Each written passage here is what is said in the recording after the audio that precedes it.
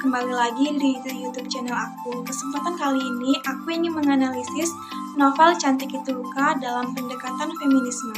Sebelum itu, kita harus mengetahui apa itu feminisme. Dalam kajian sastra, feminisme berhubungan dengan konsep kritik sastra feminis, yaitu studi sastra yang mengarahkan fokus analisis kepada wanita. Kritik sastra feminis bukan berarti pengekritikan tentang wanita, dan feminisme bukan merupakan upaya pemberontakan terhadap laki-laki, bukan upaya melawan peranata sosial, budaya seperti perkawinan, rumah tangga, maupun bidang publik. Kaum perempuan pada intinya tidak mau dinomorduakan. Dalam novel Cantik Itu Luka, tokoh Dewi Ayu digambarkan sebagai sosok yang pasrah tetapi tegar.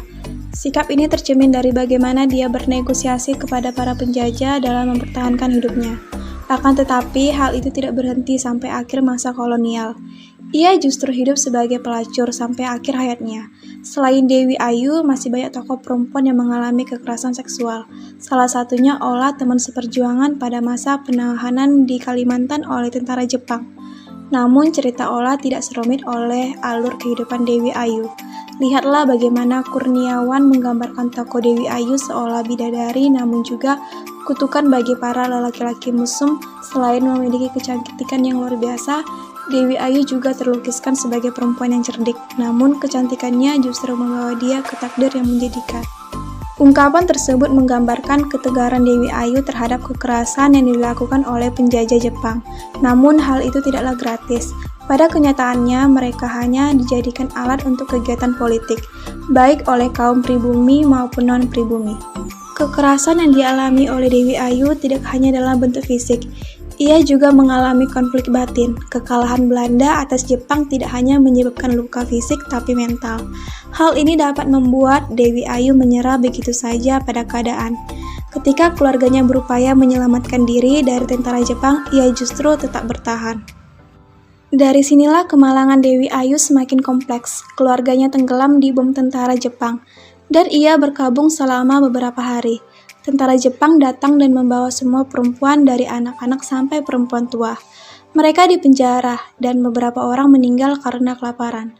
Penggambaran tokoh perempuan sangat jelas menyedihkan dalam novel Cantik Itu Luka. Ketika Ola meminta obat untuk kesembuhan ibunya, ia justru meminta melakukan hubungan seks sebagai penebus obat. Perempuan di sini menggambarkan makhluk yang lemah. Mereka ditindas dan dimanfaatkan sekedar pemuas hasrat nafsu saja. Perempuan terkadang menjadi sosok yang indah namun juga menyedihkan. Pria terlihat cerdas dan berkuasa sebagai Richard dan Smart, mengemukakan bahwa feminitas memiliki hubungan yang rapuh, bahkan rapuh dengan bahasa rasionalitas dan kekuasaan. Teks tersebut jelas menggambarkan bagaimana diskursif seksual lelaki terbangun ketika melihat perempuan yang cantik. Perempuan dipaksa tunduk atas kekuasaannya. Memandang identitas seksual saraf dengan hasrat, fantasi, emosi, simbol, konflik, dan ambivalensi. Lihatlah bagaimana kemalangan dialami oleh tokoh perempuan dalam novel tersebut. Dalam teorinya sendiri, feminisnya sering sekali dikaitkan dengan seksualitas dan genre. Dalam novel ini, seks sangatlah kental terasa. Hal ini wajar jika terjadi mengingat negara Indonesia saat itu belum merdeka.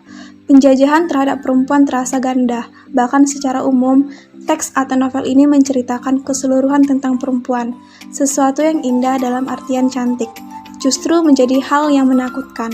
Paradoks Cantik Itu Luka yang melukiskan perempuan cantik akan selalu menjadi korban adalah sesuatu yang benar. Perjuangan yang dilakukan Dewi Ayu memang tidak tergambar secara langsung. Tak adanya pemberontakan atau penyelamatan diri dari kolonial. Dewi Ayu terkesan menyerahkan diri. Lihatlah ungkapan yang sebenarnya menunjukkan bahwa dia ingin berjuang untuk tetap bertahan yang menjadikan keturunan terakhir bertahan di negara ini. Di sini Dewi Ayu bertahan untuk tak berada di tanah air meskipun sebenarnya ia bukan keturunan asli pribumi. Lebih dari itu, ia memakan beberapa emasnya sebagai harta karun di masa depan. Tetapi sayang, kecantikannya justru mengantarkan dia menjadi perawat tentara Jepang.